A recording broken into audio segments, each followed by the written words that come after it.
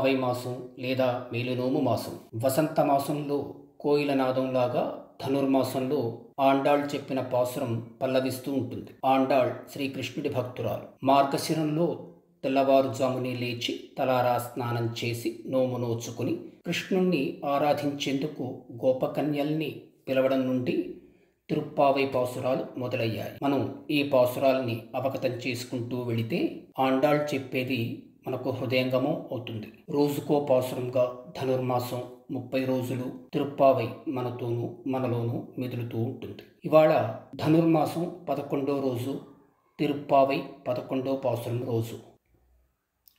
ఆండాళ్ ఎంతకీ నిద్రలేవని గోపకన్యను ఎందుకు నీకు ఈ నిద్ర అని అడుగుతూ ఇదిగో ఇలా 11వ పాసురాన్ని అందుకుంది. ఆలకిద్దాం రండి. கற்றுக்கரவை கணங்கள் பல கறந்து செற்றார் திரளழியச் சென்று செருச்செய்யும் குற்றமொன்றில்லாத கோவலர் தம் பொற்கொடியே புற்றரவல்குல் புனமையிலே போதராய் சுற்றத்துத் தோழிமார் எல்லாரும் வந்து நின் முற்றம் புகுந்து முகில்வண்ணன் பேர் பாட சிற்றாதே பேசாதே செல்வப் பெண்டாட்டி நீ ఎట్టుకురంగుం పొరులేలోరెంపావాయ్. ఈ పాసురాన్ని మనం తెలుగులో ఇలా తెలుసుకుందాం. దూడలతో ఉన్న పలు పాడి ఆవుల పాలు పితికే శత్రువులు పతనం అయ్యేట్టుగా యుద్ధం చేసే ఏ దోషమూ లేని గోపాలుల బంగారు వల్లరి పుట్టపాము పడగలాంటి జననాంగమున్న వనమయూరి లేచిరా. చుట్టాలైన తోటి వాళ్ళందరూ వచ్చి నీ ముంగిలిలోకి చేరి మేఘవర్ణుడి నామగానం చేస్తున్నా కదలకుండా పలకకుండా సౌభాగ్యవతి నువ్వు ఎందుకిలా ఉన్నావు?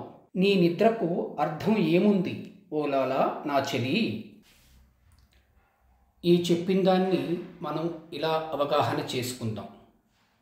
గోపాలులు పాలు పితికేవాళ్ళు మాత్రమే కాదు, శత్రువులు పతనం అయ్యేట్టుగా యుద్ధం చేసేవాళ్ళు కూడా అని చెబుతూ అలాంటి వాళ్ళ బంగారు వల్లరి అంటూ గోపకన్యను ముద్దు చేస్తోంది ఆండాళ్. ఈ పాసురంలో ఆండాళ్ చెప్పిన పుట్టపాము పడగలాంటి జననాంగమున్న వనమయూరి మాటల్ని తాంత్రికంగా పరిగణించాలి. పాము ఆధ్యాత్మికతకు, కుండలిని శక్తికి ప్రతీక. కుండలిని శక్తిని సర్పశక్తి అని అంటారు. వెన్నెముక కొన నుంచి తలలోని మెదడు వరకు ఉన్న భాగం పడగతో ఉన్న పాములా ఉంటుందని తంత్ర గ్రంథాలు చెబుతాయి. ఇక్కడ స్త్రీ జననాంగాన్ని పాము పడగగా ఆండాళ్ చెప్పింది. సర్పశక్తి అధోముఖమై ఉందని చెప్పడం ఆండాళ్ ఉద్దేశం అని అర్థం అవుతోంది. వనమయూరి అనడంలో విశేషం ఉంది. నమళ్లకు శారీరక కలయిక ఉండదు అనేది ఆనాటి ఎరుక. వనమయూరి అన్నప్పుడు దానికి అర్థం శారీరకంగా ఎవరితోనూ కలవని కన్య అని తెలుసుకోవాలి. అధోముఖంగా ఉన్న కుండలిని శక్తి ఊర్ధ్వముఖం కావాల్సిన అవసరం ఉంది. ఇక్కడ మేఘవర్ణుడు అని అనడం దైవం మేఘంలాగా పైనుండేది అన్న విషయాన్ని సూచిస్తోంది.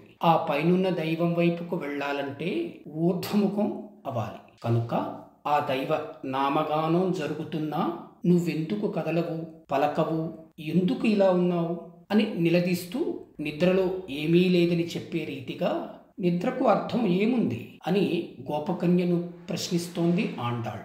ఆండాళ్ ప్రశ్నను మనము తీసుకుందాం. సమాధానంగా మనం మొద్దు నిద్రను విడిచి ఆ దైవం వైపుకు ఊర్ధ్వముఖులం అవుదాము.